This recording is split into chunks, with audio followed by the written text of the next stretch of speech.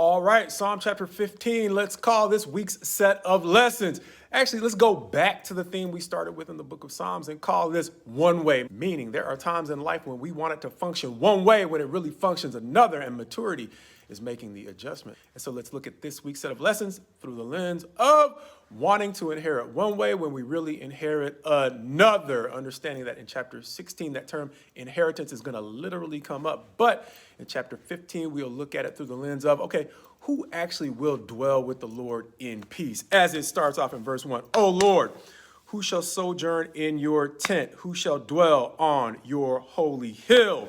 And it's going to seem to answer that question from the perspective of do's and don'ts, approximately 12 to be exact, broken up into two groups. The first group of 3 do's and 3 don'ts approximately seem to have to do with the way that we treat those close to us.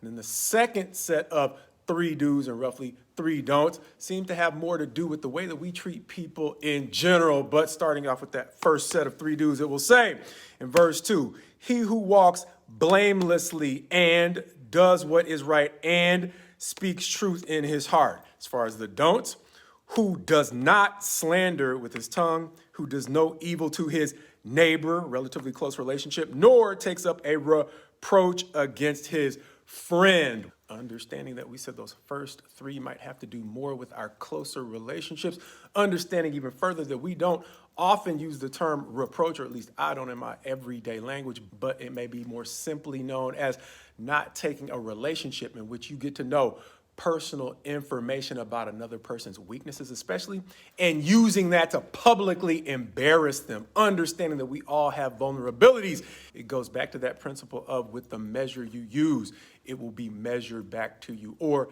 the way that Jesus said it in Matthew 7:12 is, so whatever you wish that others would do to you, do also to them, for this is the law and the prophets. Understanding that I don't think any of us want our vulnerabilities exposed publicly purely for the sake of embarrassing us. And so the reproach is not necessarily exposing a vulnerability for the sake of helping us get better. It seems to be using a vulnerability to actually harm a friend, as we go into the second set of do's and don'ts in verse 4, where it says, in whose eye a vile person is despised, but who honors those who fear the Lord, who swears to his own hurt, and that transitions into the set of don'ts, and does not change, who does not put out his money at interest and does not take a bribe against the innocent. And so ultimately, the first set of do's, the ones that we said may have to do more with our close personal relationships, seem to talk about consistency, thus our title, in the sense that they say you have to walk blamelessly and do what's right, external actions, but in your heart, you got to be honest. And so likewise with the don'ts, it's not enough to simply avoid taking up a reproach against a friend or to avoid slandering. You have to be consistent. You can't cook up any evil whatsoever against a neighbor. Once again, a close personal relationship, and see that as producing the kind of consistency that leads to genuine peace with God.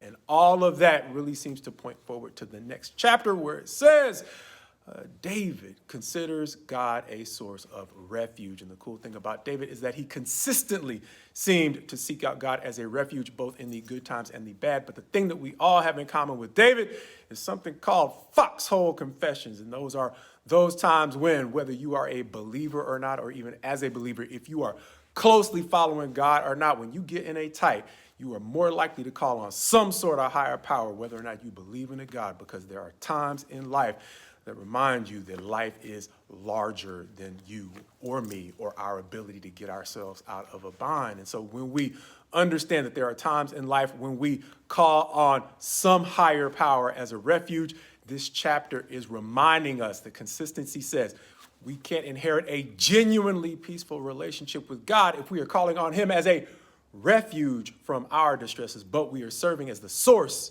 of distress to those around us.